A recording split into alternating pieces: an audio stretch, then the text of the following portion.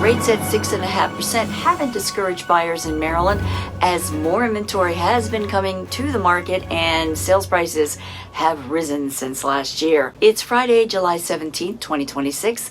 I'm Kimberly Barton, broker owner of Kinetic Realty, your go-to real estate resource in Maryland. This is the weekly Maryland Market Minute. The Baltimore metro area experienced a 4% increase in sales activity over activity in 2025, the strongest year-over-year gain since last September. Carroll County has the biggest price growth of 7.5% to a median sold price of $510,000. The suburban market also experienced an increase in sales activity of 4.3% and a price growth of 3.8% year over year. Montgomery County's sales price rose 5.4% to a median $680,000. The mountain region has been one of the strongest growth markets due to the affordability and demand for the outdoor lifestyle. Allegheny County had the biggest surge in sold prices of 24.6% for a median sold price of $202,450,000. Southern Maryland experienced a 24.4% increase in the sales price